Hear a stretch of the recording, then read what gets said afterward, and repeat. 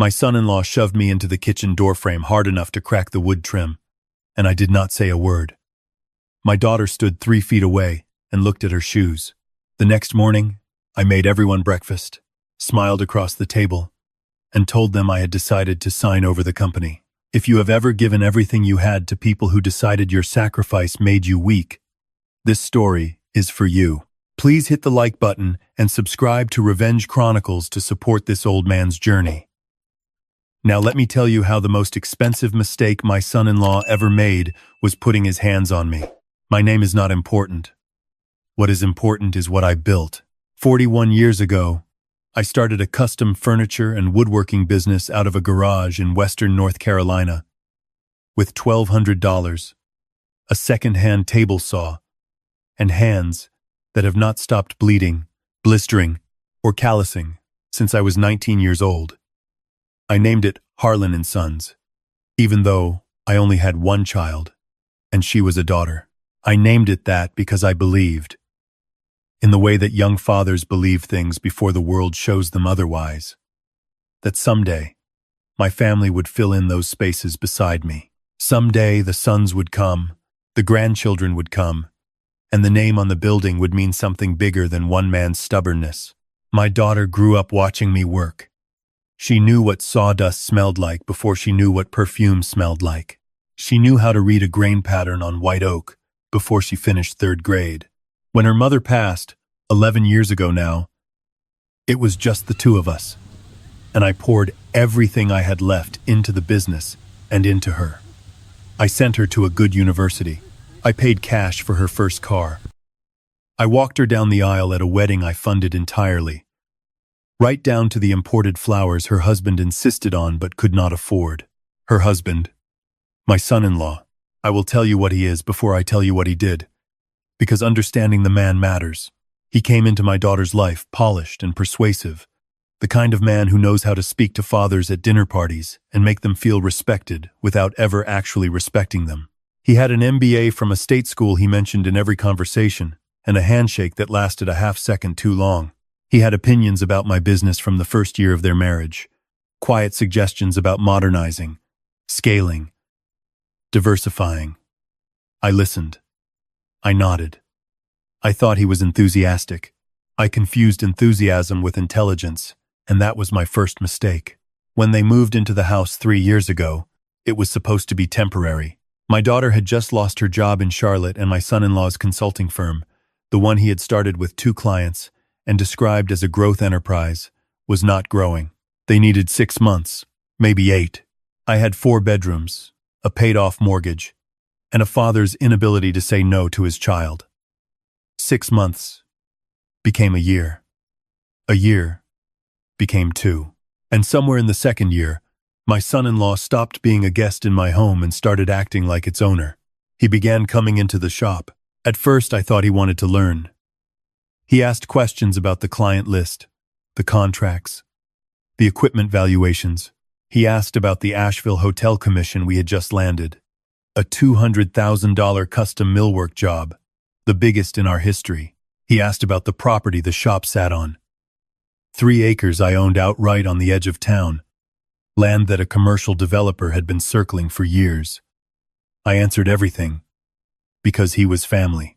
I answered everything because I thought family was a fortress, and not a door you leave unlocked. The first time I noticed something was wrong was a Tuesday in March.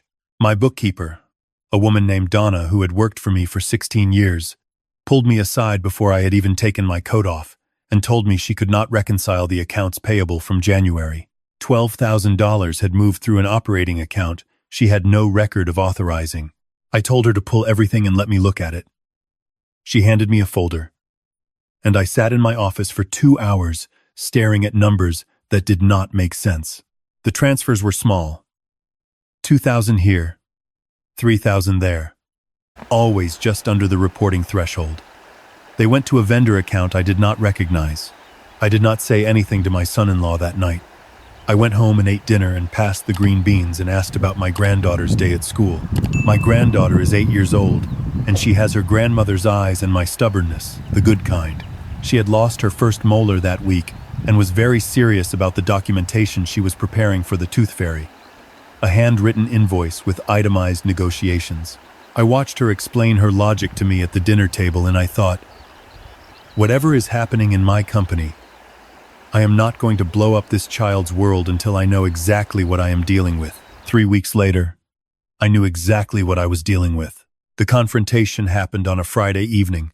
I had stayed late at the shop, reviewing files, and when I came home, my son-in-law was standing in the kitchen with a bourbon he had poured from a bottle I had been saving for 15 years. He had documents spread across the island, in my kitchen, and he was on the phone with someone, talking fast and low. When he saw me in the doorway, he ended the call. He did not apologize for the bourbon. He picked up the top document and held it out to me the way you hand a parking ticket to someone who is already late. It was a partnership restructuring agreement. The language was dense, and the formatting was professional, printed on legal paper with a notary block at the bottom. I read the summary line. He wanted a 49% ownership stake in Harlan & Sons, effective immediately, in exchange for what the document described as strategic management contributions and capital investment facilitation. In plain English, he wanted nearly half my company for doing nothing. There was a second page, a property transfer agreement for the 3-acre parcel. I set the papers down on the counter and looked at him. I asked him where my daughter was. Upstairs, he said. She agrees this is the right move, he said. The business needs leadership, he said. You are 66 years old, he said, and you cannot run this operation forever, and the longer you wait to bring in real management, the less it will be worth when you do. I told him no. The word was simple, and it was the same word I had said to every bad deal in 4 decades of business. No, it's about approve it. It's about approve. And Madasiamia, that is when he stepped toward me. I want to be precise about what happened because I have had to describe it several times since, and precision matters. He did not punch me. He put both hands on my chest and he shoved me, hard and deliberate, backward into the doorframe between the kitchen and the hallway. The trim cracked. My shoulder hit the wood and my glasses went sideways on my face, and I am not a small man.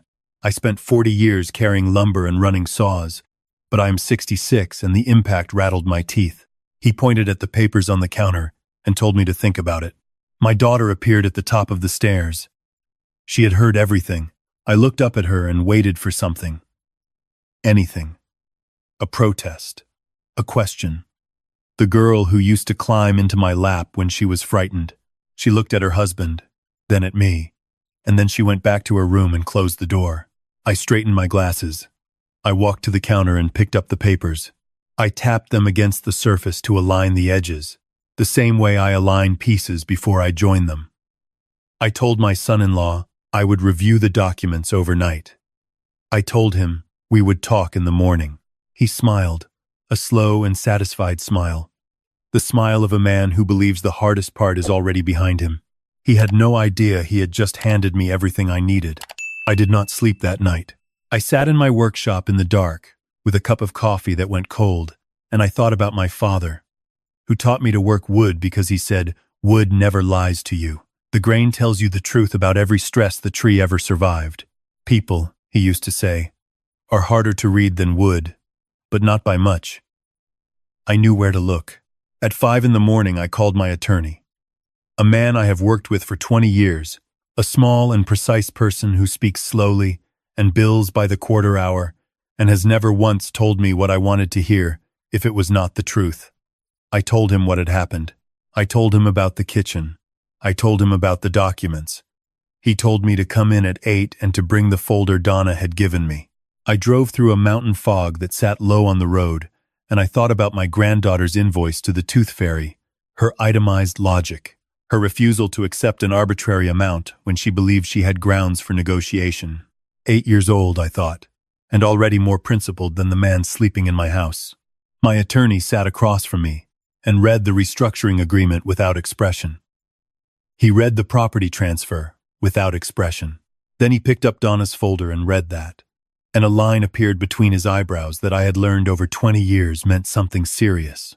He asked me if I knew that my son-in-law had registered a limited liability company in Delaware 8 months ago. I did not. He asked if I knew that this company, a holding entity with a name that sounded deliberately generic, had been receiving wire transfers that appeared to originate from Harlan and Sons vendor accounts. I did not. He set down the folder and looked at me over the top of his reading glasses and told me that what he was seeing had a name, and the name was embezzlement, and that the amounts he could already identify from this one folder suggested it had been happening for considerably longer than 8 months. I sat with that for a moment. The fog was burning off outside the window. A woman walked past on the sidewalk with a dog that was pulling hard towards something in the gutter. I told my attorney I needed more before I moved. I needed the complete picture. I needed to know the total. I needed to know where the money went. And I needed to know if my daughter knew. He made a call. By noon, I was sitting in the parking lot of a hardware store on the south end of town, in the passenger seat of a truck that belonged to an investigator my attorney had used before. He was a man who looked like he had been doing this for a very long time and did not find it interesting anymore. He handed me a tablet with photographs and said, "Take your time." The photographs were from the previous 4 weeks. My son-in-law meeting a woman I did not recognize at a restaurant downtown. My son-in-law at a hotel that was not on any business trip I was aware of. My son-in-law at the office of a commercial real estate developer. The same developer who had been trying to buy my 3-acre parcel for 2 years. Shaking hands, sharing documents, laughing the way people laugh when they have already agreed on something. The last photograph was a screenshot from a conversation the investigator had obtained through legal means I did not ask about. My son-in-law had sent a message to the real estate developer. It read, "The old man is close to signing. Once the property transfers, we split the commission and I wire the rest to the account in Phoenix. My wife doesn't know about Phoenix. She thinks we're saving the business." I read that message 3 times.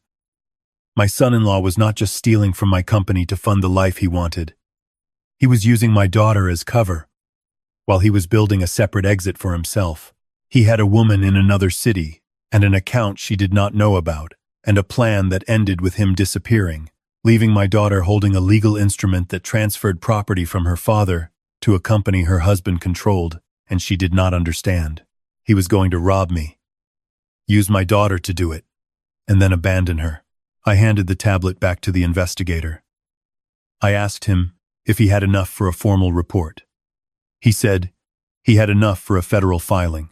I told him to prepare everything and send it to my attorney.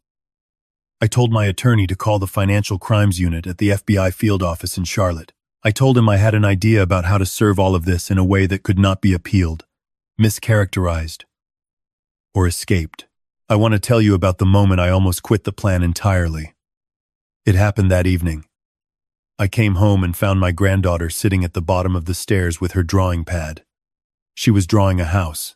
She drew houses constantly, always adding rooms, always extending the structure until it ran off the edges of the paper. She showed me the new addition. A sunroom she had designed for my workshop tools so that, as she explained it, the sawdust could get some sun. She asked me if everything was okay. Children ask this question more than adults give them credit for.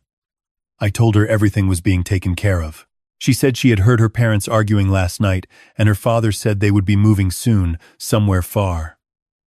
She said it in the calm way children deliver devastating information.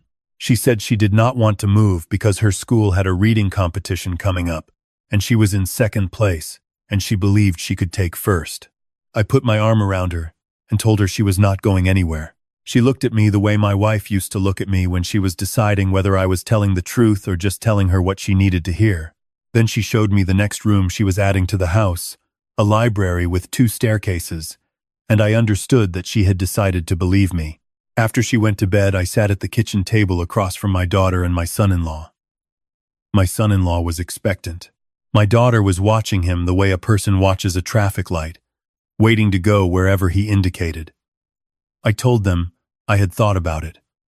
I said that I understood the business needed new direction. I said I was 66 years old and maybe it was time I started letting go. My son-in-law relaxed so visibly it was almost physical, like watching a fist unclench. I told him I wanted to do it properly. I had given 41 years to this company and the people who worked there. I wanted a formal signing. I wanted my key employees there. I wanted to do it at the company anniversary dinner the following Friday, a tradition we had kept for 30 years. I said I wanted to look my people in the eye and hand the company to the next generation with dignity.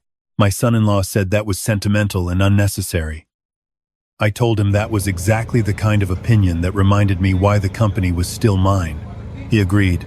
I spent the next 6 days doing 2 things. At the shop, I worked. I finished the hotel commission with my crew. A job that came out beautifully. The kind of work that makes you understand why you started. At night, I worked with my attorney. I reviewed every transfer, every forged vendor record, every document that bore my son-in-law's LLC's fingerprints. I signed a formal fraud complaint. My attorney filed it with the FBI. A federal agent called me on Wednesday morning, a woman with a flat and efficient voice who asked very precise questions and seemed unsurprised by any of my answers. I told her about the dinner. I told her what I wanted to do. She told me they could accommodate that. She would bring a colleague. I told her I would leave a parking space near the back entrance. On Friday, I got to the shop at 4 in the morning, the same time I had been arriving since I was 25 years old. The anniversary dinner was not until 7. I had 3 hours to do the thing I loved most in the world, which was work with my hands on a piece of wood that had no agenda and no ambition except to become what I shaped it to be. I was finishing a rocking chair I had started before all of this began. White oak, hand-planed runners, mortise and tenon joints that would hold for 100 years if no one abused them. I oiled the wood as the sky outside went from black to gray to the pale gold of a Carolina morning. And I thought about my granddaughter's house with the sunlit workshop. And I thought about my wife, who used to bring me coffee at this hour and sit on the workbench and talk to me while I worked. And I thought about what 41 years of honest work meant and whether it could be taken from you or only surrendered. It cannot be taken. That was what I decided. It can only be surrendered, and I was done surrendering. My employees arrived through the afternoon. Donna, who had pulled the first thread on all of this, was the first one in. She knew what tonight was. Not all of it, but enough. She squeezed my arm when she walked past and did not say anything, which was the right thing. My lead craftsman, a man who had been with me for 23 years and had hands that could coax a joint to within 1/1000th of an inch, set up the tables in the finishing room the way we always did for the anniversary, long folding tables with white cloths, and the good plates we kept in the supply room for this occasion. My daughter and son-in-law arrived at 6:30. My son-in-law was wearing a suit that was too expensive for the occasion, and carrying a leather portfolio that contained, I assumed, the documents he expected me to sign in front of witnesses who would then confirm to any future court that I had done so willingly and with full understanding. My daughter was quiet, her eyes moving around the room as though she was memorizing it or saying goodbye to it. My granddaughter was not with them. She was at a friend's house for a sleepover. I had arranged that. Children do not belong at executions. At 7 o'clock, I stood up at the head of the long table and thanked my employees for 30 years of anniversary dinners and 41 years of work that I believed meant something in the world. I told them that good craftsmanship was the most honest form of communication a person could practice, because a joint either holds or it does not, and there is no arguing with physics. Several people laughed. My son-in-law was watching the portfolio on the table, the way a man watches his luggage at an airport. I told them I had a special guest tonight, someone I had invited to help close a significant transaction. My son-in-law straightened up. He looked toward the door with the expression of a man expecting an investor and prepared to perform. The door from the back hallway opened. 2 people walked in. One was a woman in a dark blazer with the kind of posture that comes from institutions, and the other was a man in a tie who carried nothing and needed nothing because authority does not require props. My son-in-law did not recognize them for 3 full seconds. I watched his face during those 3 seconds, the way I watch a piece of wood when I make the first cut. Looking for the grain. Looking for where the truth runs. The woman introduced herself. Special Agent, Federal Bureau of Investigation. Her colleague from the Financial Crimes Unit. The room went very still. The particular stillness of people who are not in trouble understanding that someone nearby is. My son-in-law stood up so fast his chair went back. He said, "This was a mistake." He said, he did not understand what was happening. He reached for the portfolio on the table, and one of my employees, a quiet man who had never raised his voice in 20 years, reached out and put his hand flat on it. Not aggressive, just present. The portfolio stayed. The federal agent asked my son-in-law to remain seated. She used the word please, but it was the kind of please that is not optional. My daughter had not moved. She was looking at her husband with an expression I had never seen on her before and hope never to see again. Because it was the face of someone watching a story they told themselves collapse in real time. The version of events where the man she married was frustrated but not dishonest, ambitious but not criminal, stressed but not predatory. I reached into the inside pocket of my jacket and laid 3 documents on the table. I slid them down the length of the cloth until they came to rest in front of my son-in-law.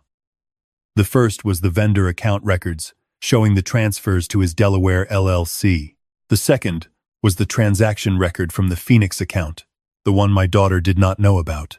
The third was the investigator's report, including the photograph of my son-in-law shaking hands with the commercial developer in an office where they were negotiating the sale of land that was not his to sell. My son-in-law looked at the documents. He looked at the agents. He looked at my daughter. He told her it was not what it looked like. He said the Phoenix account was for tax purposes. He said the developer meeting was exploratory, just conversation, nothing signed, nothing agreed.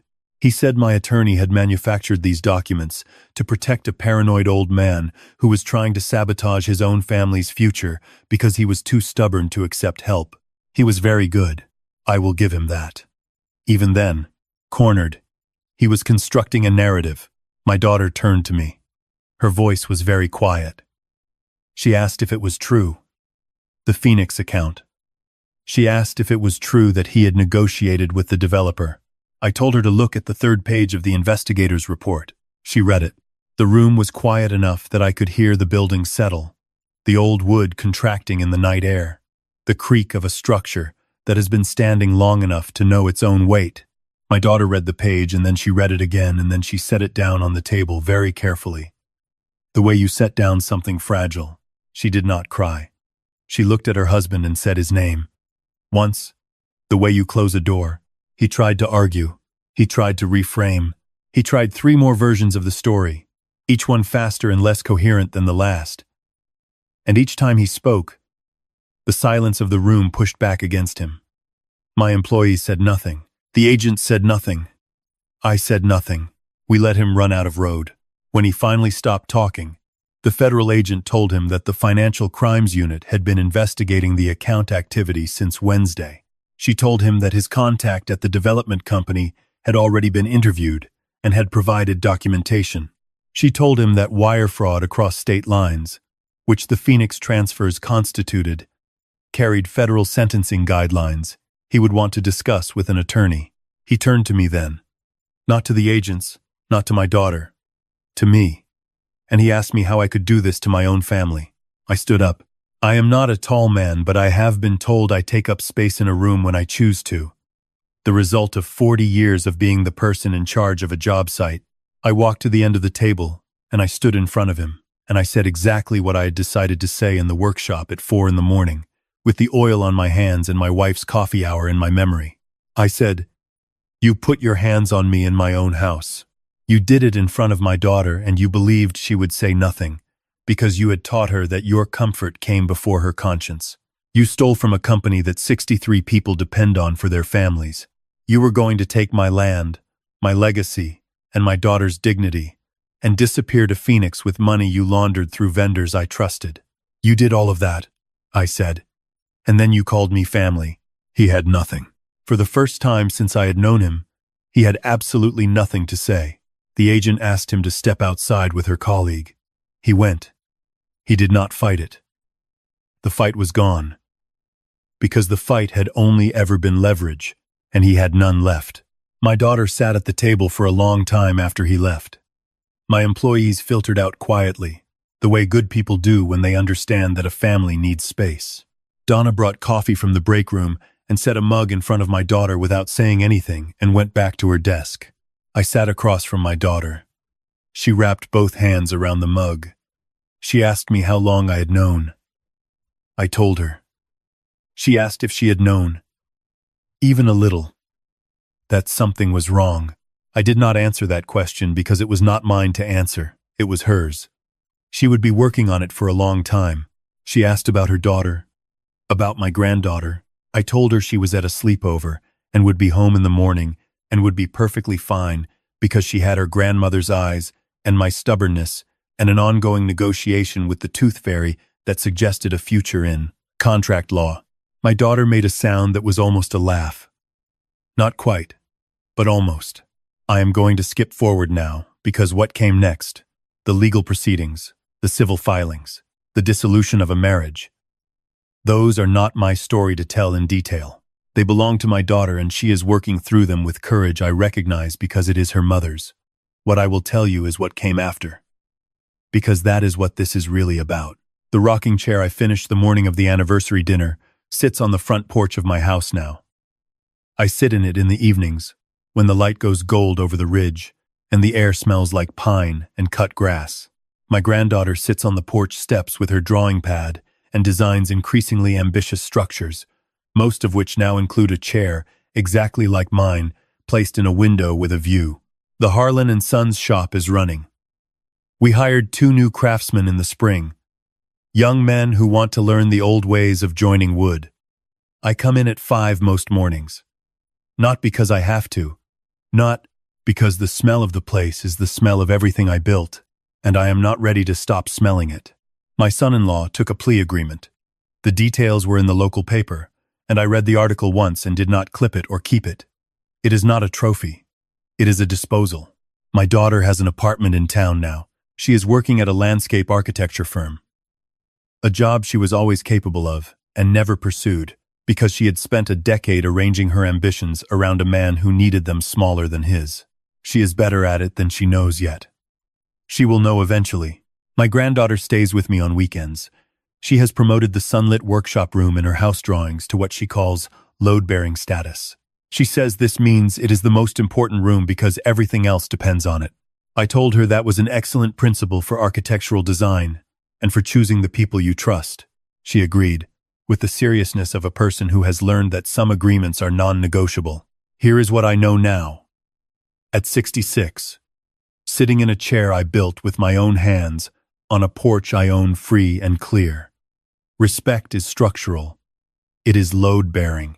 When the people you love are allowed to remove it piece by piece, they do not just weaken one relationship. They compromise the whole frame. The lesson I failed to teach my daughter early enough was the lesson I finally had to teach by example, which is that a man who puts his hands on you and calls it family is not confused about what family means. He is betting that you are. I was the wrong bet. If this story sat with you, if you have ever had to choose between keeping the peace and keeping your dignity, please hit the like button and share it with someone who needs to hear it. Have you ever had to expose a family member's betrayal to protect everything you built? Tell me your story in the comments. I read everyone. Subscribe to Revenge Chronicles so you do not miss what comes next. Thank you for being here.